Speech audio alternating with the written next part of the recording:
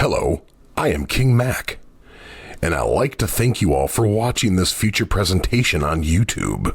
Be sure to enjoy a hot fresh cheeseburger with some french fries and a nice soft drink. Thank you for watching, and now here is our feature presentation of TTBurger game reviews on YouTube.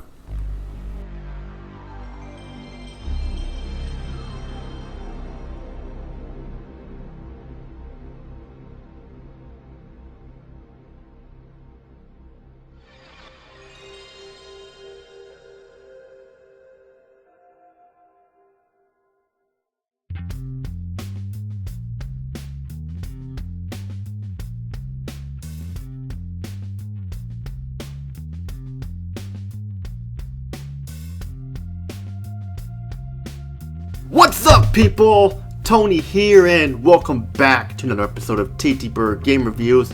We're continuing here as we get closer and closer to that 200th episode, as we are on episode 177, another multi-part review here, episode 177, part 1 of, once again, 3.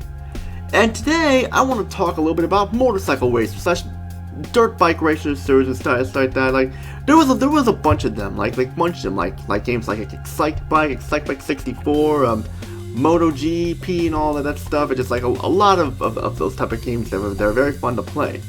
But if there's one series that popularized on the 3D era of these type of games, it's the Road Rash series. Now, I know Road Rash pretty much started off as 3 games on the Sega Genesis like that, and then like we got kind of a reboot slash like continuation of the series here, starting off on like the PC, the PlayStation, and the 3DO and stuff like that. This is gonna be kind of a response to AVGN's review on the 3DO Internet Multiplayer, because he mentioned this game in his review. So crowd goes to James Rolfe there. You're awesome there.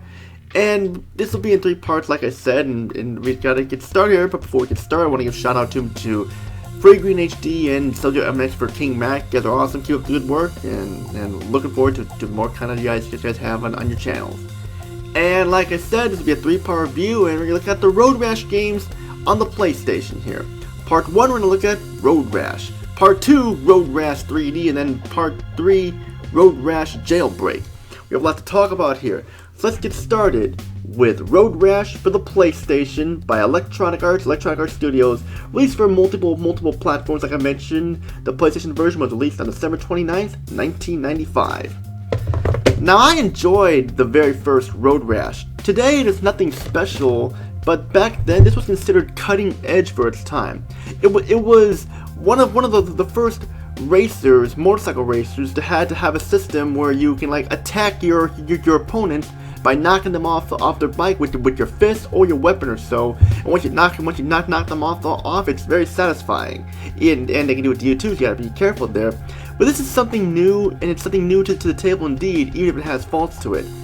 In this review, I'll be playing as the character Pearl McCurdy, and because she's my favorite character. And as we get started, we have 2 modes here: Thrash mode and Big Game mode. Thrash mode is the arcade-like mode where you do not choose a character, you just go and race. While Big Game mode is the main meat here of Road Rash, where you pick a character and you go from there. You win money if you place 1st, 2nd, or 3rd place.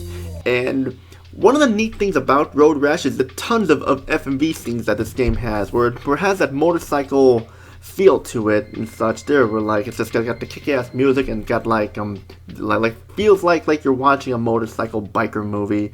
And there's so much of FMVs in this game. It makes you feel like the motorcycle or dirt bike is just gonna drive out of the screen and just drive around in your gaming room and stuff. That's the cool thing there.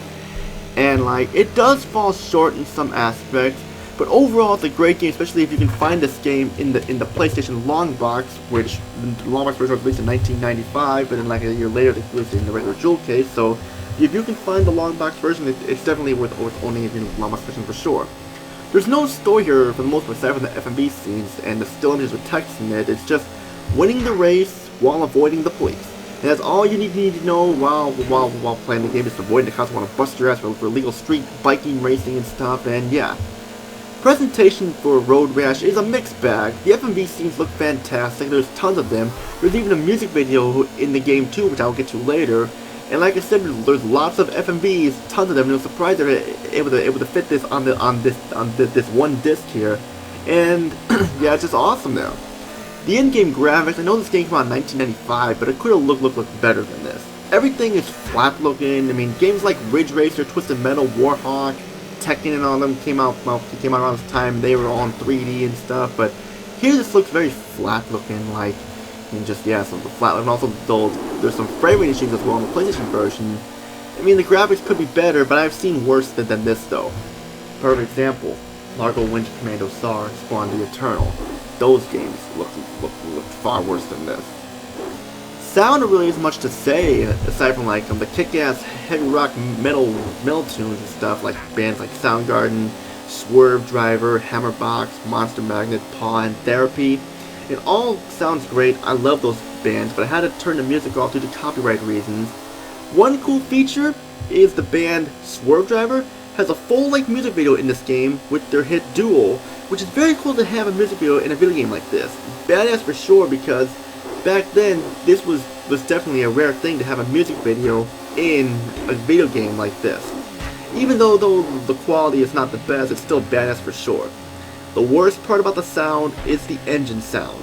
They are so painfully annoying. They sound like the race cars from Pole Position, which those sounded better, and that came from an 8-bit arcade game, and this is a 3D game, and it's just so ear-rape when you hear it over and over and over. It just will not stop. I mean, turn that off, and you can turn it off, thankfully, but still, why include that in there? It's just so ear-raping. Ay, ay, ay.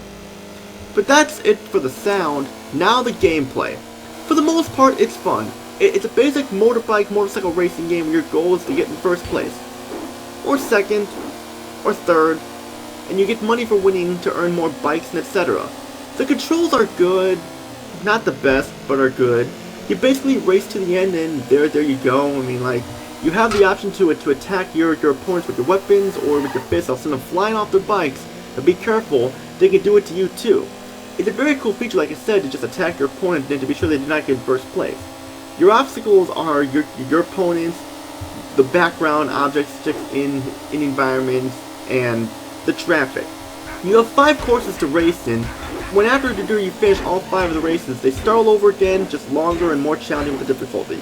So be sure you upgrade your bike or sell it to buy a new one.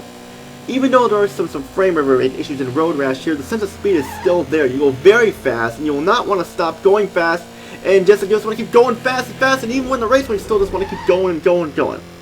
I had fun with Road Rash for sure. If you want a simple motorbike racer, that's great game to have right here. If you want a simple motorbike racer, then look no further than Road Rash here on the PlayStation in 1995. But now the negatives. The controls, while good, turning to be a little clunky. Your obstacles in the game are traffic and other debris, like I mentioned. You hit one of them, you fall off your bike. This would not be an issue, but you have to walk over to the motorcycle to get back on and resume the race. You waste precious seconds doing this, and it could cost you the race at the same time. Sometimes you'll get lucky still win first, other times not so much. And also, it's over before you know it. I mean, like, sure, like playing the races like with just long as that, you'll pretty much blow through it if you're good at it and stuff. And just, I can forgive it still because this was a game released in 1995, so it's understandable. And like I mentioned, the graphics aren't that bad, but final thoughts here is that, like, this is still a good game overall. If you can find the long box stuff or find the game in general, I definitely recommend Road Rash because it's definitely a fun-ass game for sure. The score I'll be giving it is an 8 out of 10 because of the problems I have with it, but still, definitely considered cutting edge for its time, and if you want some classic motorbike racing, look no further. And that's it for part 1 of episode 177 of my Road Rash Series review. Stay tuned for the next part. We're going to evolve into the 3D era of Road Rash called Road Rash 3D. Now, how does this game fare from its predecessor? Find out next, pretty much all I gotta say. If you like what you see here, hit the subscribe button, hit the like button, comment down below, join my Discord group, TTBurger Gamers United.